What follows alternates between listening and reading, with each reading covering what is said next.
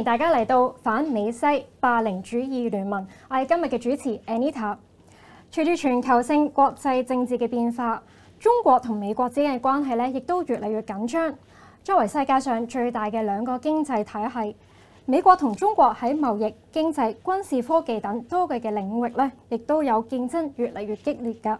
今日咧，我哋都好開心啦，邀請到3位嘅嘉賓同我哋分享一下呢個嘅話題㗎。分別有嘉偉。Hello， 大家好，我係梁家偉。大眼。Hello， 大家好，大眼喺度。同阿西。Hello， 大家好，阿西。喺呢個嘅背景之下，美國對中國嘅批評聲音亦都越嚟越激烈，特別係涉及人權、環境同經濟等方面。美國喺呢啲問題上面嘅立場咧，往往咧都有住明顯嘅雙重標準。例如咧喺人權問題上面啦，美國經常對中國嘅人權紀錄提出譴責，但係咧就對其他國家類似呢個行為咧就保持沉默。喺貿易政策上面，美國以不公平競爭為理由對中國商品徵收高額關稅，但係對其他貿易嘅夥伴咧就視而不見。呢啲唔一致嘅做法咧，亦都引發咗國際社會廣泛嘅關注同埋討論。今日我哋咧即將會進入深入嘅討論，美國針對中國嘅雙重標準，分析佢背後嘅動機，以及呢個策略對全球政治政局嘅美國自身有啲咩影響。透過具體嘅例子，我哋都希望可以揭示呢一個現象嘅複雜性，從而思考未來可能嘅發展方向。咁首先咧，我哋睇一睇呢個雙重標準嘅定義先。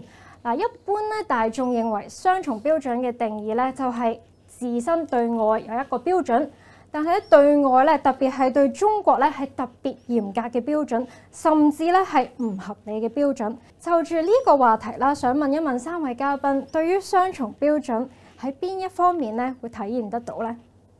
我覺得我哋今日嘅主題咧就講係話呢個美國對我哋中國啦。咁我自己覺得就係佢哋好明顯係嚴人寬己嘅。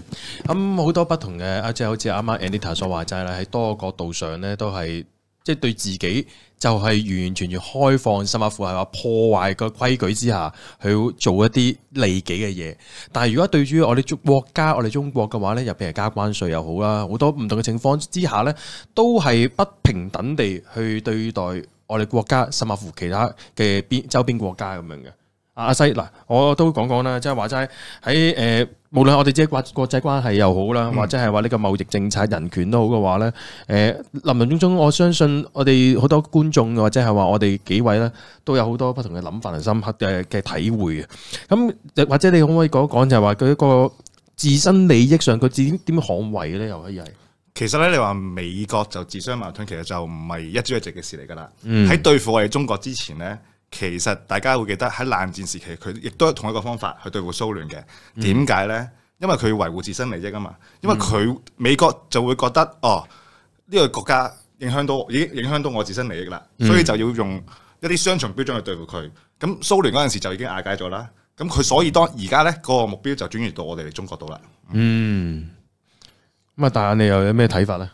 嗱，我覺得呢個雙重標準咧，唔止係體現喺中美兩國之間啦，因為美國佢作為一個量度人嘅態度，咁佢當然係會嚴人寬己噶嘛。嗱，呢個係人性嚟嘅，我哋擺落去國家性嗰度咧，國性亦都係一樣。咁但係咧，美國嘅嗰個雙重標準咧，唔止體現喺中美，我意思係想講咧，佢係將呢個雙重標準配埋落去其他國家而我哋中國或者係中美之外嘅第三方啦，所有佢會用另一把尺去度其他國家。咁呢個呢，我哋如果用俗語嚟講嘅話呢，大細超。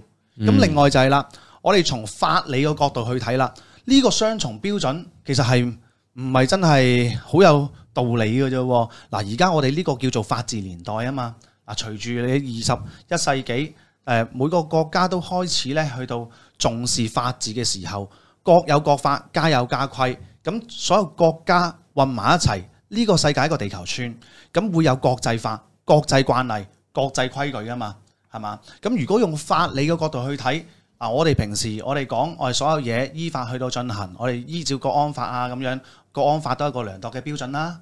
邊個犯咗某啲事情就會有應有嘅懲罰，係咪？咁如果你話從嗰個國際法啦、國際慣例嚟到講，咁係咪應該咧有一套標準，大家按照呢套標準去量度人，同埋咧去到批判人啦？咁而呢個美國嘅雙重標準咧，就係話，我美國因為咧我唔中意你，所以我先至咧攞另外一把尺去到量度你。美國感覺到自己咧自身受到威脅啦，咁所以咧就為咗維護自身利益啦，三位嘉賓都係意見一致嘅，咁就認為咧為咗個人自身利益嘅影響，所以咧就用到呢一個雙重標準啦。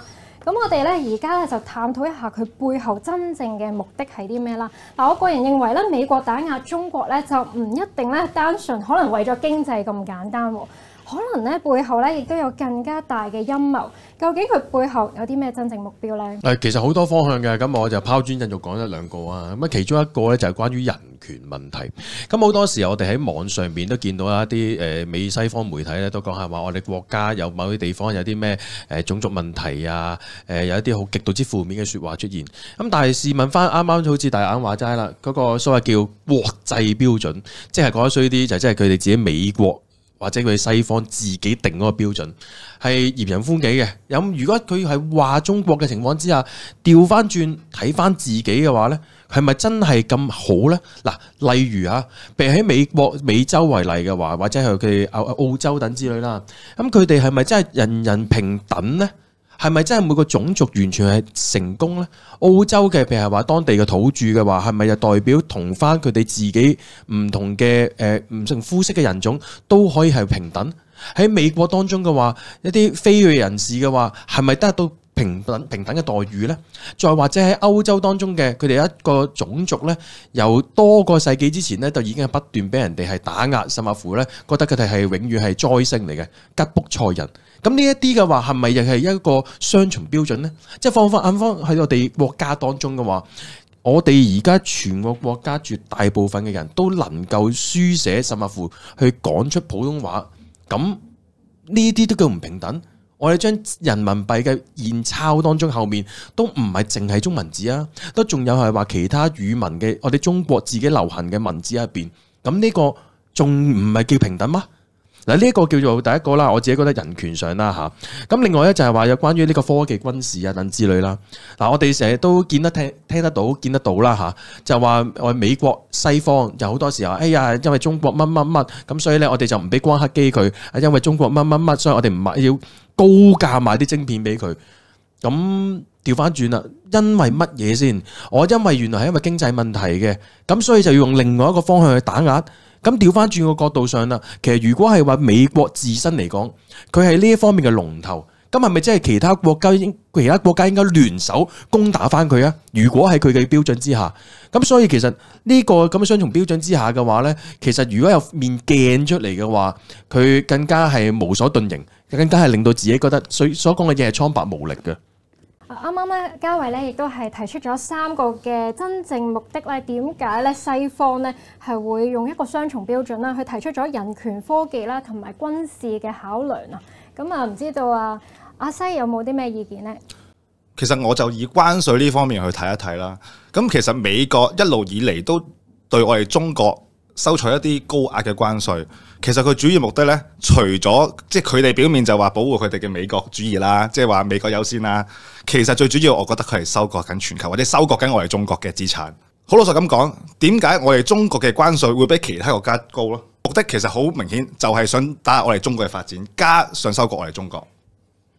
阿西咧就提出咗咧，佢用一個關稅收取呢個高額關稅咧，試圖咧令到佢本土嘅國家咧減少貿易嘅赤字啦，令到佢保護翻自己本土嘅工人啦、企業啦，令到翻佢哋自己本國嘅經濟增長喎。咁啊，大眼係咪都有啲意見呢？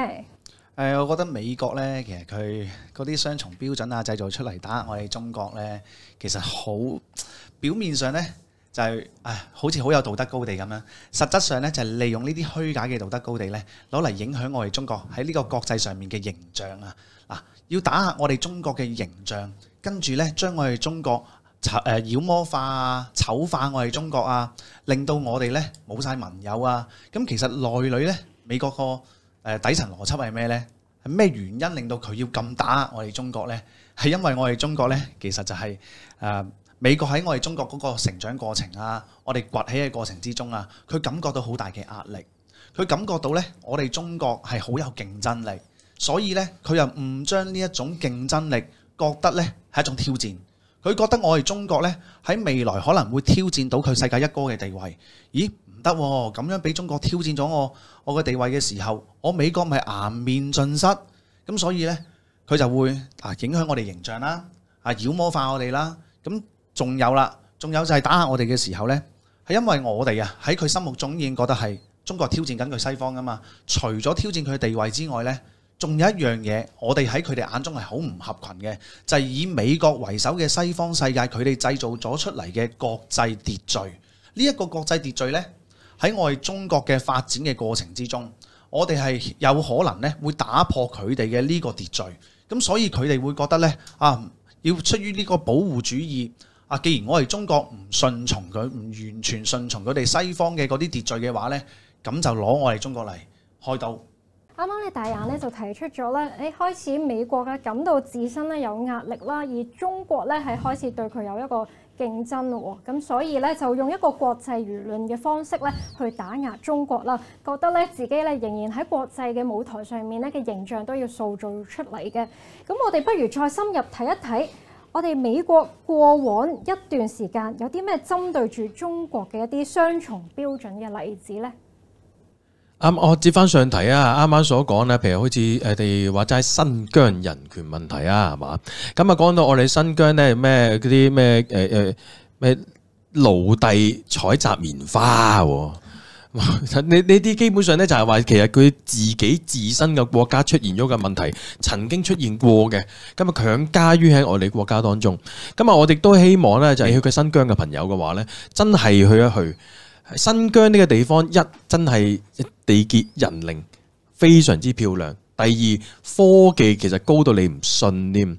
你幻想一下，一個山頭咁大嘅地方，你要真係如果要係話全部係棉花嘅，人手扎點搞得掂啊？而家全部都科技去做噶啦，係用機器去做嘅。咁其實活生生嘅例子，啲機器冇得走噶嘛，咁你過嚟睇咪得咯。但係偏偏就話美西方咧就講話呢一個，係人權問題啊，講到咩種族滅絕啊，甚至乎就係話喺即係看圖識字咁樣喺網上面揾啲圖片就話，呢個係集中營嚟嘅，最後即係翻出嚟，原來嗰啲係咩咧？係學校，甚至乎係一啲做錯事嘅人入到去要即係改過自身嘅地方嚟嘅。咁呢一啲係代表啲乜嘢咧？又調翻轉啦，啱啱話齋，如果有面鏡子嘅話，去睇翻嘅話，咁美國對待人權問題係點咧？例如係話早前嘅時候啦，咁係話曾經有一啲美國嘅警察為咗話要見到一個有嫌疑嘅非裔人士，就強行壓住佢喺地下，直頭係話嗰位非裔人士已經講到明啦，就係話我未能呼吸啊，呼吸唔到啦，最後咧因此而係失救致死，亦都令到美國出現咗好大嘅問題嘅。呢個唔係人權問題咩？咁如果係話嗰個國家有人權問題就要打壓嘅，咁美國係咪第一時間應該打壓自己先呢？啱啱嘉偉咧就提出咗啦，美國對於中國咧喺人權上面嘅一啲例子啦。咁當然啱啱咧你提出咗嘅呢個新疆咧，其實我 Anita 咧都有去過。佢北邊咧係一個大自然景觀咧，好靚嘅地方啦。南邊咧好多風土人情，所以完全咧係一個好適合去旅遊嘅地方啦。而且咧入邊咧，如果真係未去過咧，係好值得大家一齊去㗎。咁唔知兩位嘉賓咧有冇對於其他嘅例子咧可以分享一下咧？咁我從科技嗰邊講一講啦。其實喺以前美西方主導咧，尤其是係社交媒體上邊咧，其實美國一直都係主導緊嘅。就譬如好似話 Google 啊、YouTube 啊呢啲，其實美西方一早都係主導緊一啲媒體嘅信息啦。咁喺近幾年嚟咧，我哋嘅 TikTok 已經成為咗其實係分到美西方嘅一杯羹，而且嗰個佔有率咧，亦都係有證據顯示係比佢哋美西方嘅社交媒體係高嘅。咁所以咧，美國就用各種方法去打壓我哋嘅 TikTok， 就話我哋唔可以喺美國上市啊。其實大家睇新聞都見到噶，喺聽證會上邊咧，又問埋晒啲好無聊嘅問題啊。而且佢仲話我哋嘅 TikTok 咧係會有 backdoor 去偷取佢哋國民嘅資料。其實我哋 TikTok 係完全冇做啲咁嘅嘢。點解佢哋會咁諗咧？就係因為好似嘉偉你話齋，就係因為佢本身佢哋有做過啲咁嘅嘢，所以佢先會覺得我哋嘅 TikTok 係會有做啲咁嘅嘢。除咗啱啱嘉偉提出咗人權嘅問題啦，另外咧阿西亦都提出咗咧美國對中國咧發出呢個貿易戰啊。美國對華咧等中國企業咧去做一個打壓，利用科技去打壓，理由就係咧指控佢哋可能對國家安全啦，或者係本國嘅科技公司，好似蘋果啊、Google 啱啱你所講嘅一啲企業公司咧，去進行一個相同程度嘅審查添喎。咁啊，另外仲有冇啲咩例子可以反映得到咧？咁好啦，頭先阿西同阿嘉偉咧就提出咗好多經濟上啊、科技上啊、人權上嘅一啲觀點啦。咁我承接翻我頭先自己所講嘅呢個美國嗰個雙重標準係旨在影響我哋中國嘅形象嘅呢一 part 上面啦。咁影響啲乜嘢形象呢？除咗要影響我哋自身嗰個形象之外呢，其實佢仲想透過形象嚟到影響到我哋嘅一個國際形象啊。即係例如係乜嘢呢？會影響到我哋去外交嘅。咁就係好似大家見到朝鮮嘅問題上面，朝鮮呢就係美國一直都睇唔過眼嘅一個國家，因為朝鮮佢哋呢曾幾何時係同呢個美國嘅小弟南朝鮮呢就發生過戰爭噶嘛。咁好啦，喺嗰個朝鮮要發展核嘅問題上面啦，咁呢美國呢就對我哋中國作出好猛烈嘅批評噶喎。咁呢個批評呢就好詼諧噶。佢就話我哋中國乜嘢呢？佢話我哋中國點解唔喺呢個核問題上面就嚟到向朝鮮施加壓力？咁我哋中國成日都喺國際社會上面呢，我哋想表達出嚟嘅一樣嘢就係每個國家都係平等嘅，每個國家自己都係一個個體嚟噶嘛，有自己嘅主權噶嘛。咁人哋別國嘅內政如果唔影響到其他嘅國家，咁呢個內政嘅問題我哋中國係唔會干涉噶嘛。係嘛？咁而且咧，你係冇證據係顯示到朝鮮係攞呢啲核武器或者叫做發展核力量嘅時候咧，嗰個核能啊係用作傷害人。即係譬如話，你發展核電廠，你都係發展核能㗎。但係如果朝鮮要發展核電廠嘅話咧，美國就會屈佢哋。佢發展核能啊，發展核武啊，嗱，咁呢啲我哋係唔可以盲目去到支持㗎嘛。呢個亦都係我哋中國嘅選擇權嚟㗎嘛。咁所以美國就喺呢個雙重標準之下咧，就嚟批判我哋中國嘅形象啦。啱啱咧大眼咧就提出咗朝鮮核問題嘅呢個例子啦。美國咧佢一直都對中國未能夠阻止朝鮮核發展，但係佢自己本土亦都喺朝鮮嘅對話中咧，經常採取一個不一致嘅策略，顯示出咧佢對唔同國家喺安全問題上面咧嘅唔同標準啦。咁不如我哋再睇下一啲貼身啲嘅情況啦。喺香港呢個範圍裏面，美國過去幾年啦，尤其喺黑暴2019嘅時間啦，不斷對香港咧做出一個雙重標準嘅打壓。你哋對此有啲咩嘅睇法呢？啱好就係 Anita 話，即係其實佢哋嘅打壓嘅話咧，我哋即係切膚之痛啊！即係例如係話對黑暴啦，嗱，黑暴嘅定義係一啲黑色而又好非常之暴力嘅暴徒啦，係嘛？咁當時候咧，我哋2019年嘅時候都係見到香港咧好多地方就因為呢啲咁嘅暴徒而令到香港嘅社會啊、環境啊都種種咧帶來不便同埋有破壞添。咁呢一啲如果係話我哋係作為一個香港市民喺現場見到咁嘅情況嘅話，我哋當然唔開心啦，係咪？咁但係咧，咦？點解喺美西方當中嘅話就會話佢哋係英雄呢？佢哋究竟係有冇理解過呢班人係因為咩事出現呢？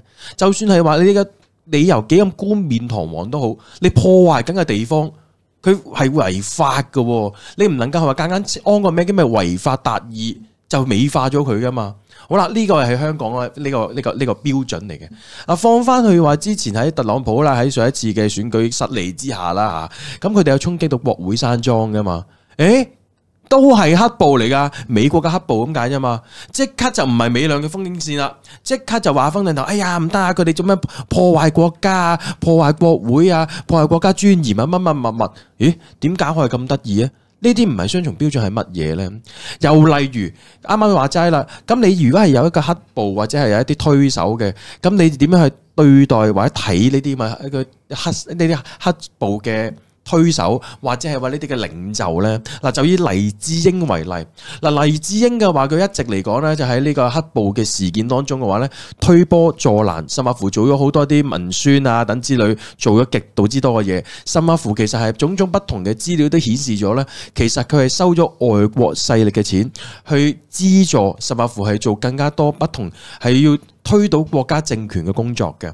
咁呢啲係證據確鑿啦嚇，亦都好多非常之多嘅資料出現咗啦。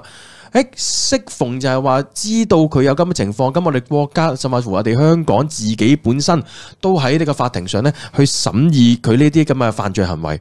美國說時遲那時快，就即刻彈出嚟就話：哇！你咁樣打壓言論，咁樣做過唔得嘅，即刻嗱臨用佢自己嘅方法喺美國嗰度成立咗一個叫《香港人權與民主法案》。即係覺得衰啲，我哋國家嘅事，我哋中國嘅事，關你美國咩事啊？點解個國家會為咗另一個國家成立一個針對佢嘅嘢呢？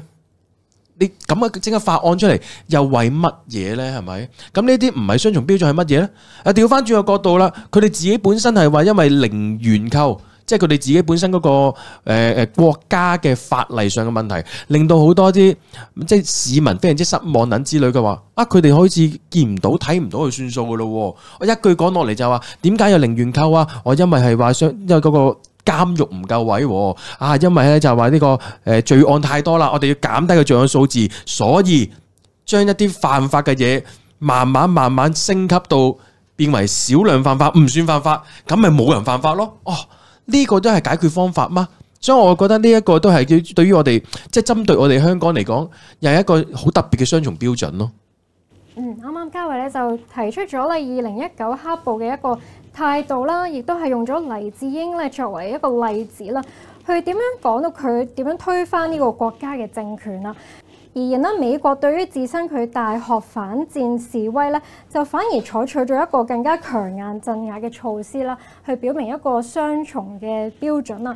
其實我就住國安法嚟講一講啦。其實我哋喺我哋香港實施咗呢個港區國安法之後咧，美國係第一個跳出嚟話反對嘅。喂，但係你諗下，國安法、國安呢樣嘢係每一個國家都會有嘅。係啦。咁點解你美國要再出嚟反對我哋咧？其實就好明顯係涉及到佢哋嘅利益，而且佢哋仲用一啲無理嘅措施去制裁我哋中國香港同埋中國嘅官員。就不如我哋調過轉頭用一個例子嚟講下，記唔記得之前咧英國咪曾經有一個好大嘅示威活動嘅，係即時用國安法拉咗好多人嘅。咁點解美國嗰陣時唔講呢？係要針對住我哋中國香港，係針對住我哋中國嚟講呢？啱啱咧阿西就提出咗美國咧就住國安法嘅一個反應啦。佢哋咧就大家都知啦，美國咧對於國安法嘅實施咧係強烈反對嘅，但係對於其他國家好似土耳其、俄羅斯呢啲相同嘅法律措施之下咧，往往就冇一啲相應嘅行動，亦都表明咗咧佢對中國問題選擇性嘅關注啊。咁對於呢一個情況，大眼又有啲咩嘅睇法呢？美國佢用一個雙重標準嚟到打壓我哋香港呢，係一個非常之黑心嘅手段嚟嘅。點解要打壓我哋香港呢？點解要咁黑心呢？大家都知道啦，因為歷史嘅問題啦，我哋香港係中國嘅第一個特別行政區，咁係首先回歸祖國嘅。咁我哋作到一個示範嘅作用，做到一個榜樣嘅作用。咁喺打壓香港嘅過程之中呢，就可以製造到一個寒蟬效應去到俾台灣嘅同胞睇。喂，唔係喎，好似香港佢哋咁樣，而家又話我哋香港冇人權啦，又話我哋經濟唔好發展唔好又冇言論自由。其實呢啲諸加落去嘅罪行呢，真係莫須有㗎。但係佢哋要做嘅就係想透過咁樣打壓我哋香港，而令到台灣嘅同胞唔相信我哋祖國係可以收翻台灣之後，台灣會更好。咁所以其實佢打壓我哋香港嘅呢啲手段，咪即係為台獨嘅勢力去到助攻咯。好啦，就住啱啱大家講過美國針對雙重標準嘅政策，中國都有佢嘅應對嘅方法嘅。不如我哋而家就睇一睇，究竟面對呢個問題，中國佢點樣去應對呢？當然啦，喺國家嘅角度上同埋層面上嘅話呢，有好多方法。咁我嘗試下就講一樣嘢先啦，就係講一帶一路。一帶一路呢，其實係我哋國家嘅一直以嚟想做嘅，同埋我哋歷史上一直做開，咁而家我哋再一次係會喺現代版再做一次。咁一帶一路其實即係講得簡單啲嘢咁講啦嚇，就係將我哋自己自身一直可以做嘅經濟貿易有一條鏈嘅角色，去同周邊嘅國家做好買與賣，唔係淨係我哋國家買，而係話周邊嘅國家一齊參與去做嘅。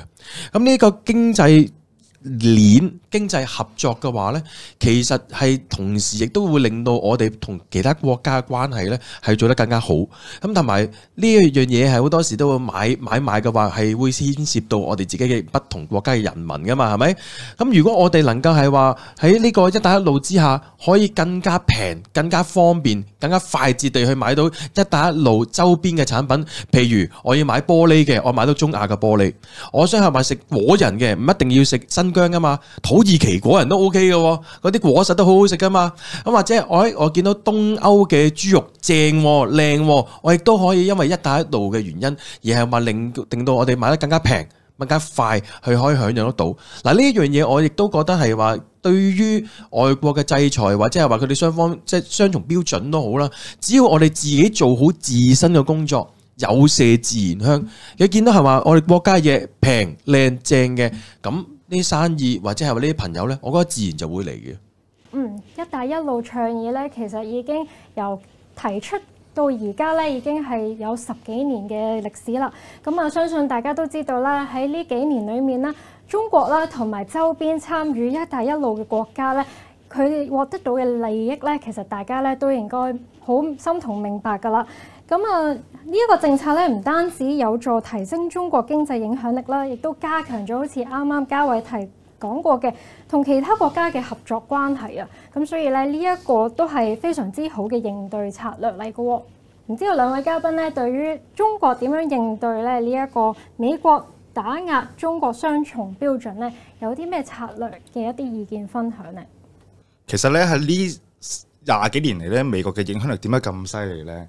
其實一路都講緊美元呢樣嘢係非常之厲害嘅一樣嘢嚟嘅，即係我哋成日都講美元霸權、美元霸權，但係點解我哋近幾年嚟咧都要講緊去美元化咧？就係因為想削減美國嘅實力。咁其實喺我哋中國主導，其實有2個組織咧係非常之厲害嘅，一個就係金磚，一個就係上海合作組織。其實金磚峰會咧係講緊用一個叫做金磚貨幣嚟到抗衡呢個美元。所以其實我哋中國一路以嚟咧，都係用緊一啲我哋可以做到嘅嘢，去影響美國嘅實力咯。啱啱阿西咧就提出咗啦，點樣用一個貨幣啦，譬如話咧，內地都其實而家咧好推動一個國際人民幣啦。咁啊，另外唔知阿大眼又有啲咩嘅意見呢？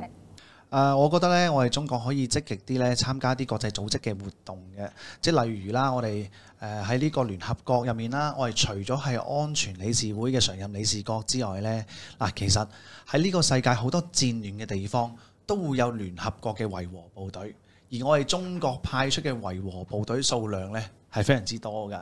咁啊，而且咧西方世界尤其係以美國為首，佢哋咧幾乎冇乜維和部隊派出嘅喎。咁啊，呢度就可以證明我哋中國咧係對嗰個參與世界組織嘅一啲活動啊，嗰個積極性啊係高好多。咁而且透過呢一啲嘅活動咧，我哋可以同其他嘅國家、唔同世界嘅國家啦，譬如第三世界國家咁樣，去到拉近個距離。咁啊，結合埋頭先阿嘉偉所講嘅一帶一路啊，同埋阿西所講嘅一啲我哋中國主導嘅一啲國際組織啊，其實我哋整套組合拳呢，就話俾世界知，我哋中國係建構緊一個人類命運共同體。即係正如我哋主席所講，我哋係輸出大愛，我哋唔係輸出霸權嚟到攞着數。冇錯啊！大愛咧，其實都係中國人一個傳統美德啦。佢唔會用一個霸凌嘅手段咧去欺負其他人啊。咁所以咧，美國不斷咧對中國咧作出雙重標準嘅針對政策。我亦都認為啦，美國自身同佢嘅國際地位咧都有一定嘅壞影響㗎。唔知道3位嘉賓啦，對於呢個雙重標準對美國自身不利影響咧，有啲咩嘅睇法呢？我自己嘅睇法就係一個龜兔賽跑噶嘛。當如果你覺得自己係一個好叻、好厲害嘅人，你又開始會傲慢起嚟。龜兔賽跑為例嘅話，今日兔仔又覺得自己跑得一定快啦，咁不如我瞓一陣先，瞌一瞌先啦。咁最後點呢？就有烏龜贏咗嘛，係咪？咁同一樣道理呢，就係話你覺得自己科技特別勁嘅情況之下，你就會嘗試去睇下有冇啲人威脅到你。咦，好似威脅到喎！我整啲關卡俾你，我加你關稅，我唔買啲晶片俾你，我叫埋我身邊啲朋友一齊唔買啲晶片俾你。咁但係最後結論係點呢？真係睇少咗我哋中國人，我哋自己國家用自己嘅能力力量去發明咗非常非常之多新嘅科技，甚至乎你卡我脖子，你唔買晶片俾我，我自己整晶片；你唔買顯卡俾我，我自己整。呢啲嘢或者甚至乎好多好多不同嘅例子，都係其實係 push up 到我哋去繼續進步落去。調翻轉個角度，佢覺得自己真係話呢方面好叻嘅。咦？大家仲有冇諗過？有冇考慮過？美國對上一次發表新發明係幾時呢？呢一個咪就係因為佢哋自己係話將所有精力放咗去制裁別國之後，而忽略咗自己發展嘅問題咯。呢個咪就係話齋，即係令到自己係即係好似我自己一定係繼續無敵落去，但係咪固步自封咯？冇錯，咁嘉維咧亦都係提出咗好好嘅一個描述啦，點樣去令到美國咧其實做咁多嘢咧都係不利於自身嘅利益嘅喎。咁唔知道佢哋做咗咁多個呢啲唔好嘅影響之後咧，佢哋對於自身國家未來發展會係點樣呢？其實講緊我哋中國咧，一直都有呢個世界工廠嘅稱號嘅。其實好多國家都係需要我哋中國嘅產品去生活啦。其實咧，我之前睇過一啲叫做紀錄片啦，就講緊可能美國人佢哋一日唔用中國做嘅產品嘅點樣生活啦，但係結果係點咧？佢哋係生活唔到嘅。所以咧，若然佢哋繼續咁樣去用呢啲關稅或者用呢啲咁嘅科技去打壓我哋中國嘅話咧，其實我覺得反而受害嘅只會佢哋美國嘅自己咯。冇錯。咁啱啱西咧亦都係提出咗啦，譬如話，假設美國真係打壓我哋中國，唔俾我哋中國一啲先進嘅電子產品，又或者係未來科技要用嘅產品去美國嘅話，其實咧最大嘅一個影響咧，其實係市民啊。咁唔知大眼又點睇呢？